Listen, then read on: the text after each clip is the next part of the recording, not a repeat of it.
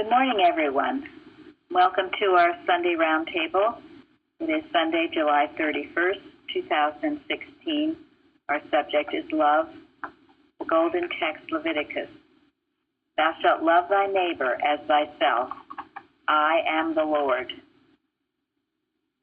Hey, any comments on the text? Oh. Go ahead, Betty. When I was reading this morning, it just really hit me. Thou shalt love thy neighbor as thyself. I am the Lord. Which to me, this is not some little nicey nice thing. This is really, really important. I really mean it kind of thing.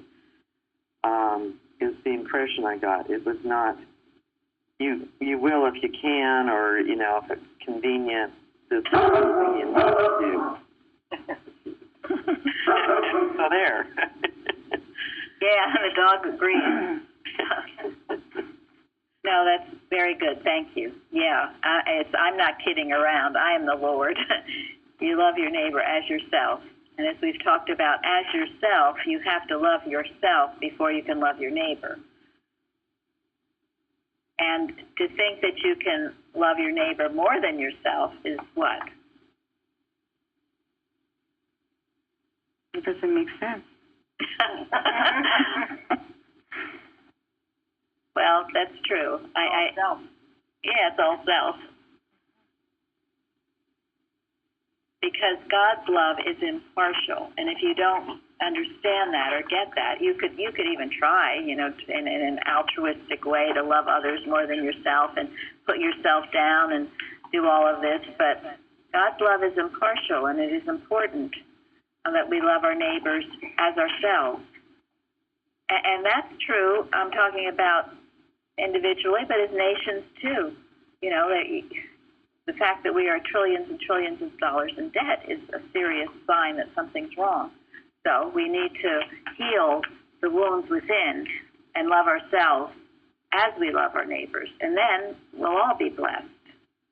Everyone will be blessed because these are principles. I am the Lord, as Betty said.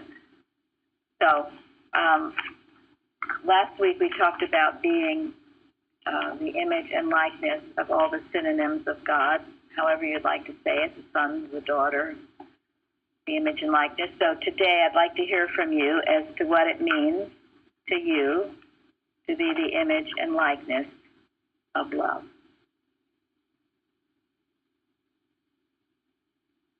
You should be working with these daily. I got a real sense that it was a very active word. I keep getting the sense that a lot of the qualities were active, and then gratitude came to me, that was love, and that action, and Miss Betty says action expresses more gratitude than speech. And then I also thought of grace, and she goes on to say that what we need is the prayer of fervent desire for growth in grace, expressed in patience, meekness, love, and good deeds. And the habitual struggle to be good is unceasing prayer. So to me, it was a very active sense of quality. Thank you. Very true. Love is in action, isn't it? It is in action, not just theorizing. And I also like the idea that it is gratitude. So think about that, because when you're grateful, you are also in what kind of state? Safe. Joyful and active. Receptive. All of those. I'm safe. Oh, and Ava said something. She said patience.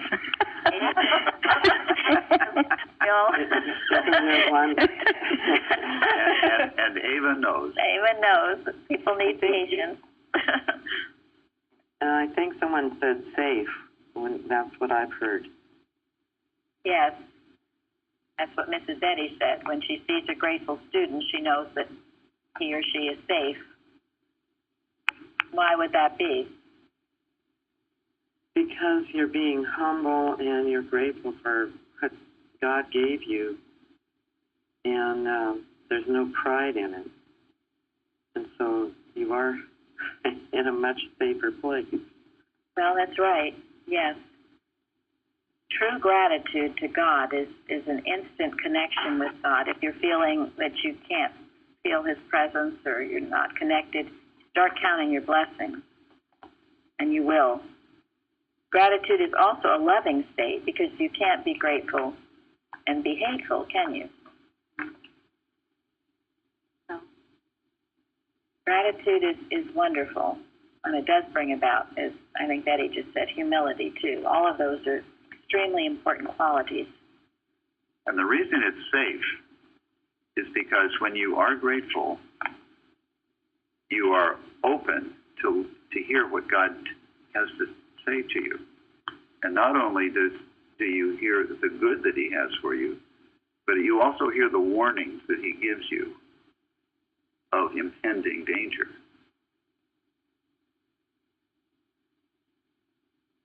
That's why it's safe, because you will hear the warnings before you get into trouble or before the danger manifests. That's why it's safe. It'll keep you from temptation when you're grateful. If you're not grateful, you will be tempted, and you'll say, "Oh well, God doesn't love me," or He didn't answer my prayer last night, so what the heck? I'm gonna do whatever. When you're grateful, you couldn't possibly. It's sort of, sometimes I liken it to a child and a parent. When a child is truly grateful for their parent or parents, they wouldn't disobey. They are grateful. They're loving. All of those things. You couldn't be otherwise. You're also obedient, which is probably one of the most important things. There's so much more with this love. The greatest thing in the world, it mentions guilelessness, sincerity. No envy and no pride. So much. Right?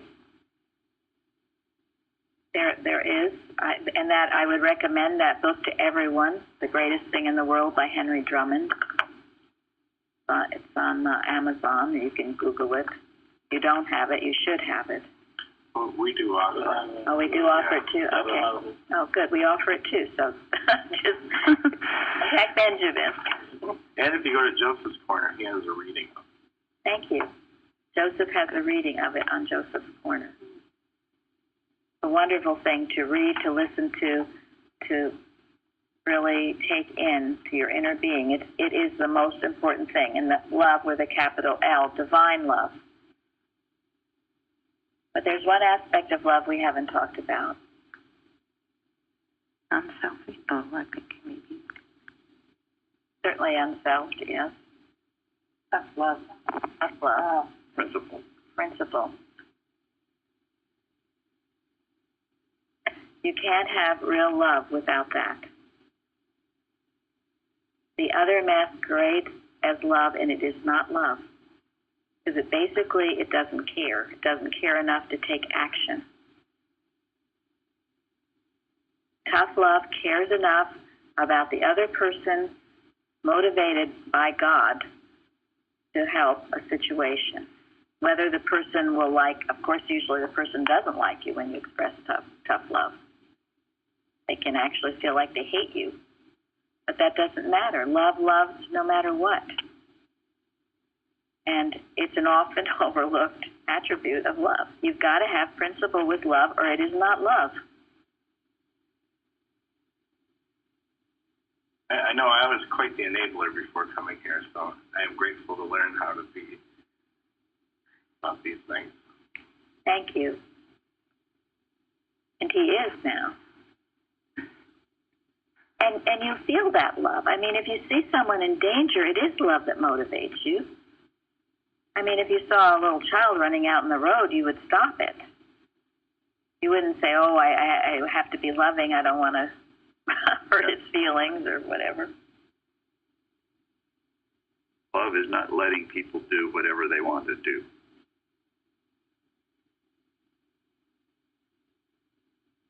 So, Mrs. Eddy says a lot about that and about being willing to rebuke. And at the end of the class, I'm going to read from a book called Miscellaneous Documents Relating to Christian Science, one that Barry had told me about. And it has a lot of things Mrs. Eddy said. Most of them were in the late 1800s, early.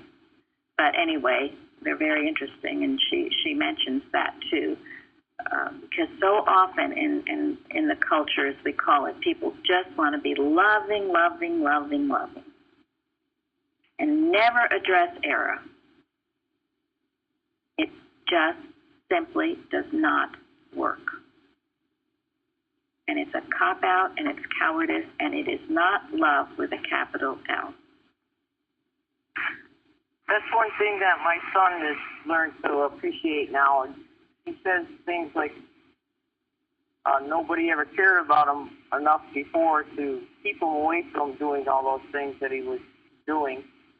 And he says that he really appreciates that Lori and I have been basically on him so much about, his behavior and that, and kind of strict with him.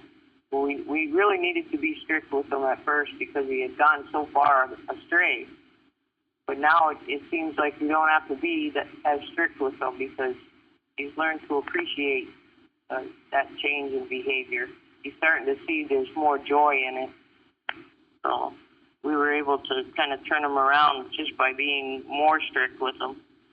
It was painful for him, and we had a tough time at first, but he really appreciates it now, and he said he's grateful for it. It's wonderful, and if you were here Wednesday, you heard Luann's testimony about this boy. What a transformation, and what a big help, and how respectful he is now, when at one time he was not. And it wasn't easy. I remember Luann calling and telling me about how, he wouldn't listen. He was so, said terrible things to her, and, the whole bit. But she loved enough to remain tough, and now he's grateful. I mean, I'm grateful to Mrs. Evans for her being so relentlessly tough on me. When anyone else would have said, oh, she's fine, she's okay, she's doing all right. But Mrs. Evans knew I wasn't, because she saw past the facade.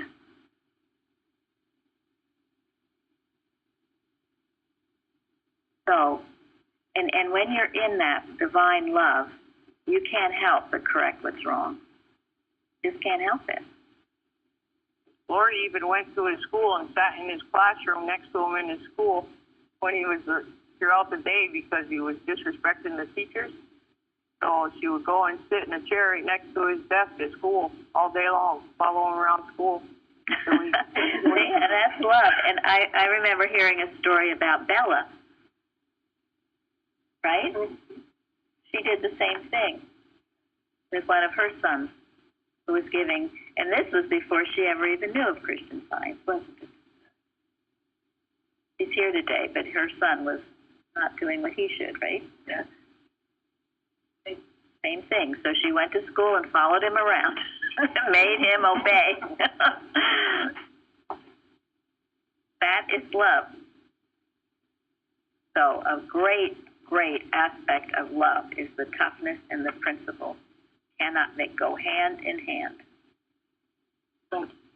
Sometimes people kind of withdraw from showing tough love to their children or to their friends or to their neighbors or somebody they work with in the office when the opportunity comes is because of fear. They're fear of losing that person's friendship if they confront that person. That kind of love, or they are afraid of losing their children, or doing something that will dent the relationship they have with their children. For that reason, they prefer to go the other way of love by being so loving and not being tough about it, even when they know that that child is going the wrong way. Like the lesson says, love thy neighbor as thyself. If you see your neighbor's child that lives next door or next house to you, and that child is going the wrong way of life, and as an adult, you know where that is going to lead that child to. and you refuse to love that child so much that that child will come out of such behavior. In the eyes of God, that is sinful. You're not obeying that command, and you're not loving. That's right. If you cannot do that to your own child, if you can't watch your child go the wrong way, why will you let your neighbor's child to go the wrong way of life? To me, that's sin. You never breathe an immoral atmosphere unless an attempt to purify it. And the sentence before that, which I don't have memorized, but she talks about rebuking error. And that's written in stone, engraved in stone, at the Mother Church extension above the readers. So we have a moral responsibility. That doesn't mean that you go around yelling at people and going into saying this, that. No, it has to be absolutely God-directed. There's a big difference, because we know people that do that too, and that's human busybody, human courage, not moral courage, but animal courage.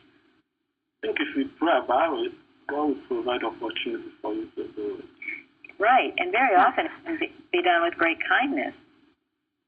And also, I mean, to know in your thinking, knowing the truth about man, this is what I got from this whole thing. Like, your thinking is most important. When there's trouble somewhere, are you seeing the same trouble and therefore, attaching it to someone, or are you knowing the opposite truth, which we are taught to know? What Jesus did, went everywhere, seeing truth, seeing the Christ everywhere. Yes.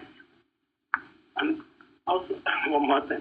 When somebody says, it's not my business, I'm not going to interfere with that person's life, with that person's relationship, or with that child's life, at some point it will become your business, because at some point, one way or the other, it will become your business, because if that child or that friend of yours continue to behave or do things that you know very well is not good, you will not be at peace, because you will remember there was a time you have opportunity to talk about it. But if you make it your business and you pray about it, there's always an opportunity for you to talk to that person in a very loving way. In our work, I've seen that work with me, and you will see change in that person's life, and that person will be grateful to you that you Right, it's caring. If it comes into your experience, your first duty is to correct it in your thought mentally. And if God tells you to do something else, then you do. But that you must do. If it's in your experience, you've got to take care of it. You can't ignore it. And if it's in your experience, that means that you're capable of taking care of it. Yeah. God doesn't bring something into your experience that you're not capable of taking care of. And there's no formula for this, but the test is love God and hate evil. It's that simple. And when you think about how tough love is, remember the statement in Science and Health where Mrs. Eddy says divine life, truth, and love are a law of annihilation to everything unlike themselves. And that's what each one of us should be. We should be a law of annihilation to everything that is unlike life, truth, and love. And if you're living it, you will be. Mrs. Eddy says she loved even the blade of grass beneath her feet. And you feel, look out on the universe, look out on the world during your watches, or just when you're in your room looking out the window. Look out with compassion and love, because God is infinite mind and its infinite manifestation, for God is all in all. There's nothing but Him. So see Him everywhere and love that perfect idea of God. And you will find anything not right will leave your experience in some way or the other. That's the compassion. That's what Mrs. Eddy did on her porch swing in the evening when she was doing her evening watch. And if any of you think you can't do this, because I used to think I couldn't, the definition of man in recapitulation, part of it's in the lesson, man is idea, the image of love. That means you are idea. You are the image of love. And it's not love with a lowercase, it's love with an uppercase, divine love. So if you think you can't love, you just have to know you can claim it as a child of God. And you can change your course, as Mrs. Eddy says, and begin loving. And you'll find the more you do, the more you can, the more it's in you. And she also says that, it's the heart and soul of science. So without it, science is nothing. It's got to be, whatever you do must be from the standpoint of love. You must claim it, right? Yes, you claim it, because it's part of all of our inheritance.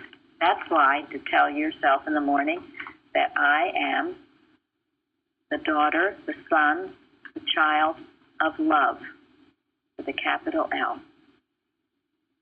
Now, what about he that loveth his brother abideth in the light, and there is none occasion of stumbling in him? 1 John. What does that mean?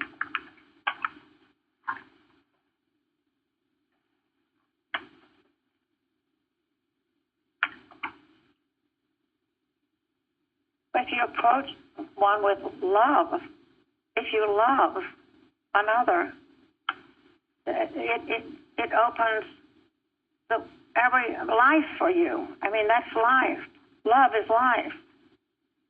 Yes, thank you. If you love your brother, you're not going to try to use him or do wrong by him. That's right. And if you love your brother, that is a very clear indication that you love God. When you love your brother as God's image and likeness, that proves that you love God. When you love God, you're safe. You're receptive to all the light that God has for you. And if you can't love your brother, it doesn't matter what you say, you also don't love God. I don't care what you say. Mrs. Evans used to often talk about the loner thought. And the loner thought was one who just wanted to be by themselves all the time. It's easy to be by yourself and feel loving when you're not among anybody. But when you we're pretty well admonished to be out among people. That's the test. That's what the greatest thing in the world says too. The beautiful thing that Fairley put on the forum by Henry Drummond, an excerpt from that, where it says you can't retreat. You've got to be out with people. That's the test. Can you be loving? Can you control your thought and not be hateful, revengeful, jealous, envious? Or can you maintain your thought and love God's creation? So I think it goes back to fear, because I think a lot of people who hold back from going out to people or people, they have the fear of not making a mistake or put themselves in a position where they have to face the challenge to love. exactly. So like, I'd rather stay home. Rather so stay home. But that thought alone is... It's all wrong. Yeah, it's wrong. The first step. And I was so much like this. I was a loner. I just liked to stay home with my own family where I could misbehave or do whatever. And when I met Mrs. Evans, that did not wash, man. I had to be out with people, and I had to be out with people a lot. Not just a little bit, but a lot. And it was the hardest thing for me to do that.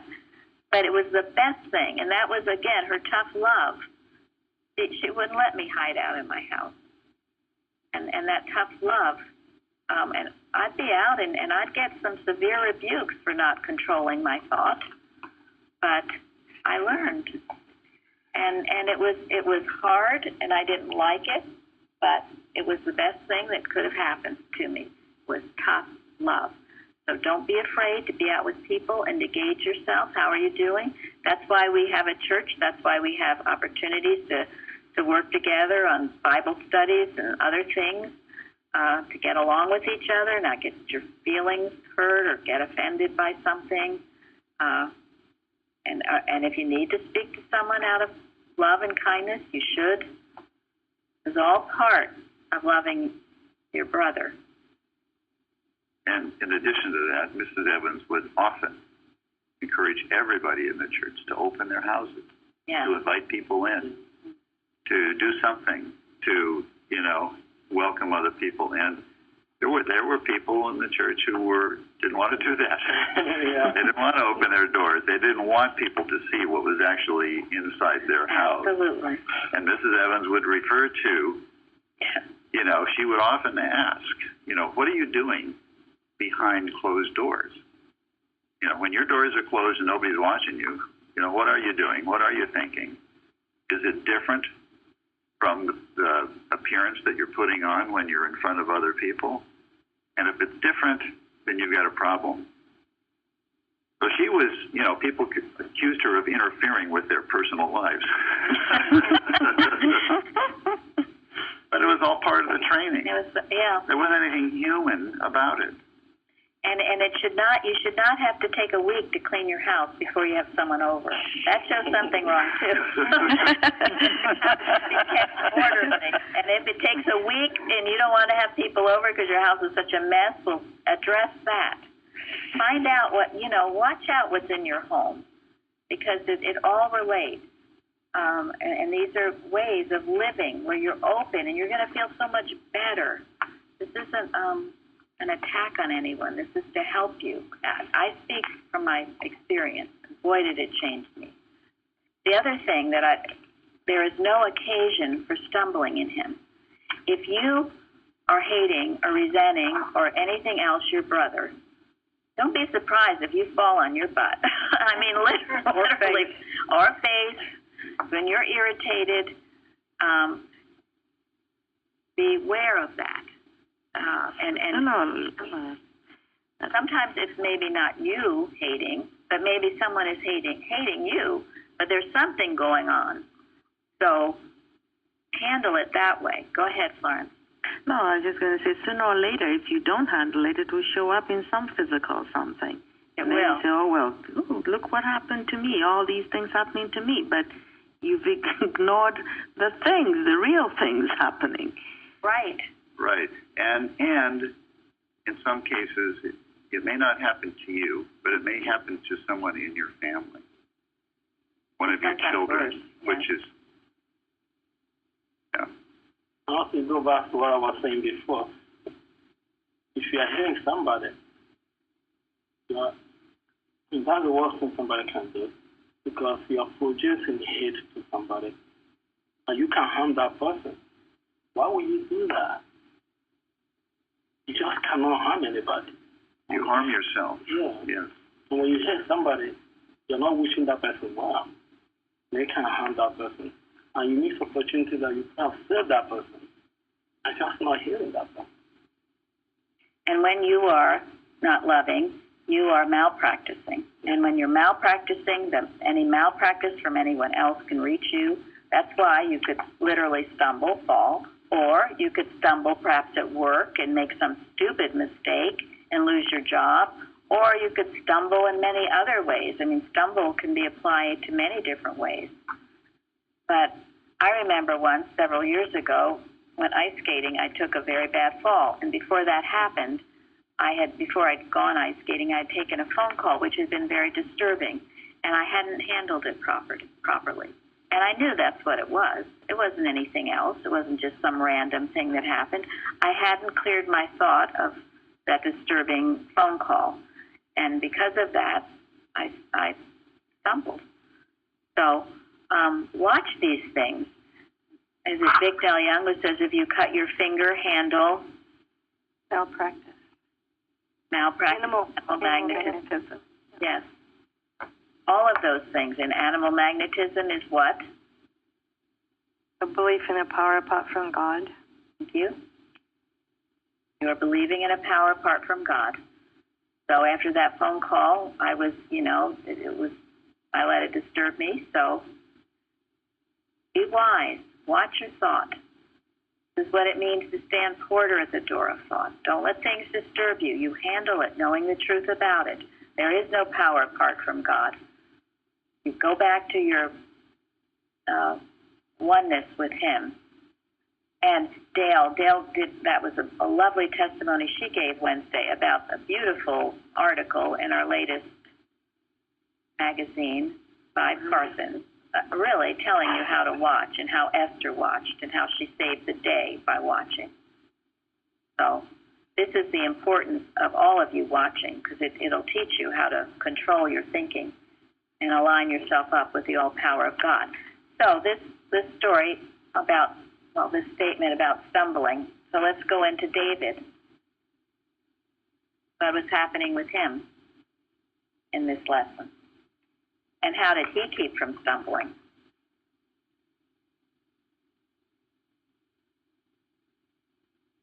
He loved the Saul, because that kept him from. He said, "I will not do this to it." When he cut off his skirt, he said he felt very guilty. He said, "I can't do that to my Lord," or whatever. Well, he thought Saul had been appointed by God. That was his feeling. So he was not going to kill him, even though Saul had been trying to kill him. Yeah, David never thought that Saul was his enemy. Thank you. He refused to see an enemy. He refused to hate. Even when the opportunity was there for him. I mean, he has every reason. He had every reason to hate, but he refused to hate. He was kept from stumbling. And a few weeks ago, it had the story of Abigail in the Bible class about that, and how David was very, very tempted to hate Abigail's husband, Nabal. Nabal. Oh, sorry, Nabal. Yes, thank you. But because of Abigail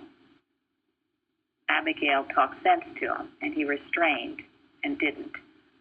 And that was a lesson well learned. So watch yourself. I don't care what anyone does to you. I don't care how awful it is. You can go on and on about it. You don't hate them. And it's up to us to forgive them. The Bible in this week's lesson says, love your enemies so that what? You have no enemies. That's Mrs. Eddy says that. When you love your enemies, you have no enemies. But in the Bible, Jesus says, love your enemies, and you will what? That you may be children of your Father, which is in heaven. Thank you. Thank you. Okay, so we started off the class saying, I'm a child of love, okay? You cannot be a child of love if you're hating. Therefore, you can't be a child of God. There are some rules here that you've got to obey if you want to come under those blessings. Thank you, Shardy. Yes, and fairly. You have to be you're going to love your enemy, you will be a child of God. As hard as that sometimes is. When I was going through a divorce, I refused to hate, and it really saved me. Thank you. I'm sure there are others of you who can say that. I know for myself, too. When I refused to hate, it saved me. I would have been destroyed if I hated. That's a stumbling block. You'll just be you start hating, and then all the hate around you starts pouring into you, and then you have more to hate. It is awful. I used to feel like I was going to light on fire. Well, there's no way out. I mean, it's a vicious cycle. It can't ever solve itself. But the good news is, the flip side is that the more you love, that's just as progressive. Yes, it is. Yes. But in an upward way. Yes, absolutely. That's absolutely right. That's why it is such a bloody waste of time to do the other. Because you could be, instead of descending a horrible spiral and putting yourself deeper and deeper into a hole, you could be ascending upward. So Jesus' words are so wonderful. I mean, when he goes on to say, For he maketh the Father maketh his sun to rise on the evil and on the good, sendeth rain on the just and on the unjust. It's just that Jesus was such a wonderful teacher. Yes, thank you. That is divine love.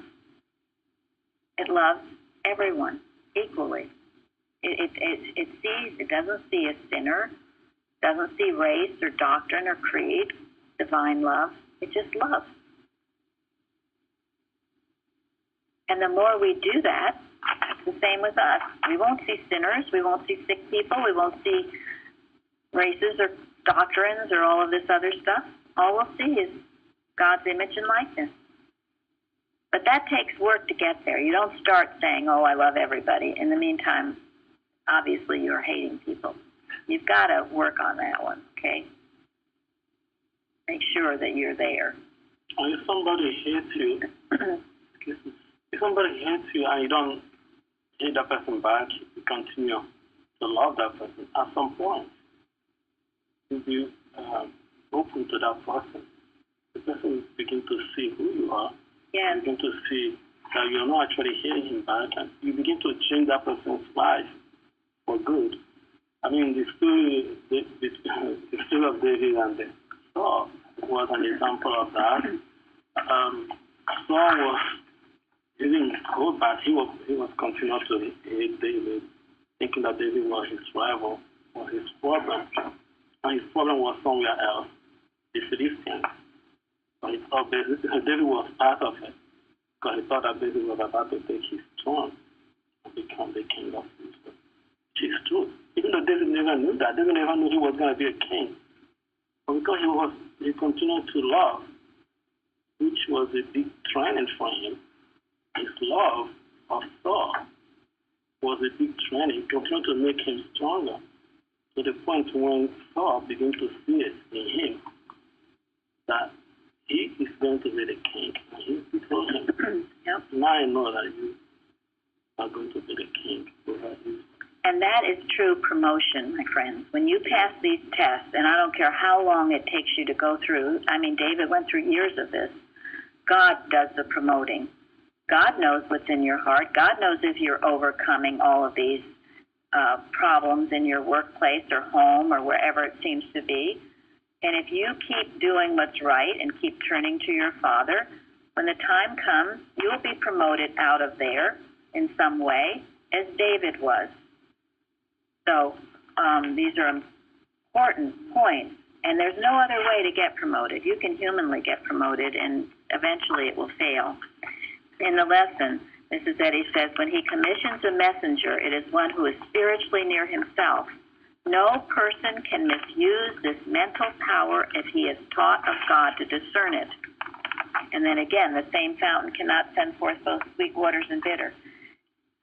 When God does commission someone, when that person is receptive to God, you cannot misuse it because you understand it. If you misuse it, it will rend you. It will turn on you. I think it's you. It's your power. Yes. Very dangerous. And if you try to misuse it, it just shows that you don't fully understand it in the first place. And there you go. There you go. Now, there's a lot more in this lesson, but one being your advancing course may provoke envy, but it will also attract respect.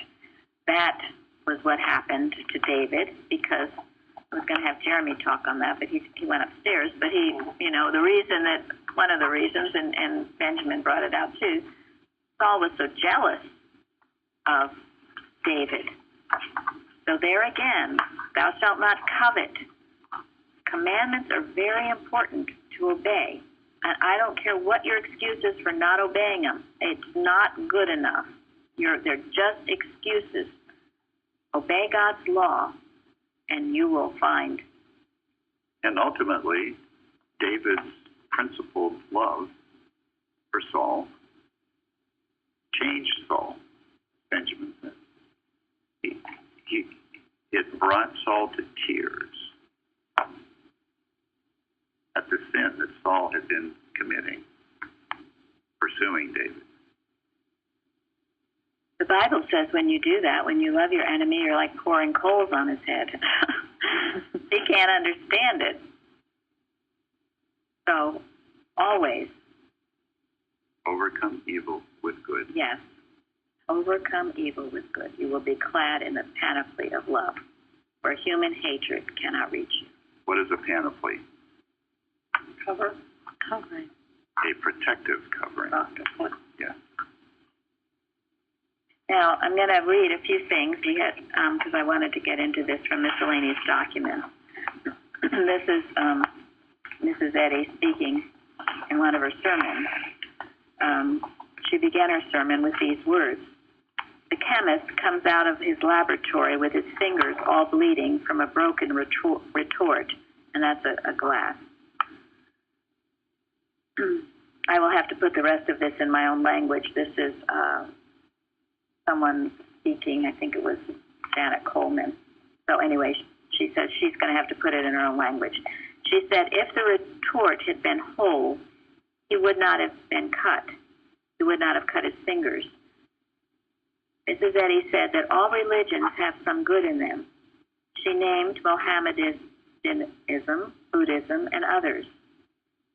Did not speak of any of them of our day, but she said they did not have the whole robe or garment, so they would be like the broken retort that would cut their fingers. We must have on the undivided garment, or we would cut our fingers. So, if we accept this science in part, it would be like the broken retort, liable to cut the fingers. What does that mean? It would hurt instead of bless. Yes, absolutely. We know that science is the complete revelation. If you try to take parts of this science to suit your own satisfaction and deny other parts of this science as being too hard or too, or something that you just don't want, you're going to cut yourself. Thank you. You're going to be sorely disappointed. A lot of people complain about science because of that. Oh, it hasn't worked. It hasn't worked. Well, Mrs. Eddy talks about the undivided garment. You have to take the whole thing. You can't dabble in it. You can't just say, I want God when I'm sick and the heck with him the rest of the time. There are other ways that you divide it and not take the whole garment. So think about what this is saying, and this is a lot of what our roundtable is about, to make sure you understand what that whole garment is and that you embrace it entirely. If you do that, you will grow and have success in this science. And if you don't, and if you're a dabbler, you will not. And Dorley says in his book that I was just reading that if you misuse science or dabble, it'll kick you in the face. That was quite strong, but it was very good. Pointed. Yeah, just don't mess around with it. You can't take it apart. No, you cannot. Better you just do something else unless you want to really embrace it. And I think it's the greatest thing there is. Go ahead. No, I was going to say, I think it's also what Mrs. Eddy is talking about in Pond and Purpose, the 3 stages. Sometimes in the first stage it gets so hot and then you're like, oh God, no, what is this and stuff. Instead of coming with our all to just go through whatever it takes and then really get all the blessing. Thank you. Because it's sacred. It is. It's sacred, yes. We must take it as it's given to us. Yes. Just like Jesus told his disciples when all is said and done, during the Last Supper, when it felt like they are ready, and he gave them the cup and told them, "This is my blood." I was given the. I haven't finished yet. I'm sorry. Yeah, he told them, "This is my blood," but he told them to drink all of it. He didn't tell them to drink half. Right. He told them to drink all of it, which includes sacrifice they are going to make. Even when it's going to be tough on them, they have to be ready for it. Yes. I think that's when we say this also commanding us. You can't just tell them it's business and choose where it fits to us. We must take everything, including the sacrifice. That would be my thought. That's right. And you can't run from them. Go ahead, Jeff. Sorry to interrupt you, Benjamin, Okay. but I was just thinking of you because I'm filling out the membership form for this church, and I'm the one to give that to you, and I have it for you in my car. And on the membership form, it says something very that struck me. If Mrs. Eddy wrote it, only when you are ready and see that Christian Science is the only way, or do we really want you to sign this thing? And that's the only oh requirement. my God, I'm really got to commit. I'm a committed folk way back when. So I said, this is the only way, because I've been rather desperate lately, what with divorce hanging in the balance. I've been given a kind of a gift of desperation, so that like a drowning man, I'm going to reach for that as if it was a life preserver, and I had no problem finding that thing. Any other time in my life, it would have been a big deal. You know, I wouldn't have been able to do it because I could never commit to anything 100%.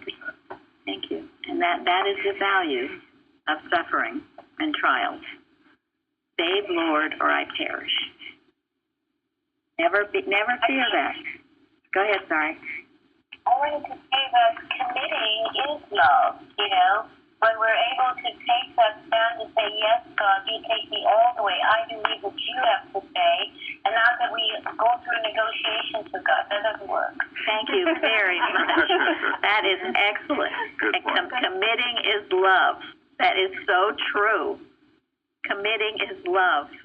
And whether that's when you get married, you take those vows. Through the bad times, the good times, you commit yourself. You're not just going to run at the first problem. That is love. As I said, why many people not coming to church today? Why many people just stay home or either watch the movie or go to the gym on Sunday or any time? For me, I think it's because they feel like they're not ready to commit. Absolutely, yes. A lot is required from them. They think they're not ready. When they are ready, which usually they're never ready. And they don't realize the tremendous blessings that they will get. Okay, well, there's more from this book that I will have to do next week. I wanted to end on a couple things. I put this on the forum, but I'll read it anyway. This one is by Janet Coleman, who says, I can say one thing truthfully, that if I were asked today, after all my experiences with our leader, which was the greatest of them, I could say this. I always found her loving her enemies, always ready to do them good, always would see those who had injured her if she could help them before anyone who had been loving to her. And then also this, also from Janet Coleman's recollections. Mrs. Eddy, a few extracts from Mother's letters. Make broader your bounds for blessing the people. Learn to forget that which you should not remember, namely self, and live for the good you do. Let this be your motto, to seek to be least and to be a servant. Speak of the founder of Christian Science and note her self-sacrifice and give testimony as the way in Christian Science. Seek to be meek. Little children, love one another. Okay. Amen. Amen. We will have a wonderful service. So glad you all could join us this morning. Thank you. Thank you. Thank you so much.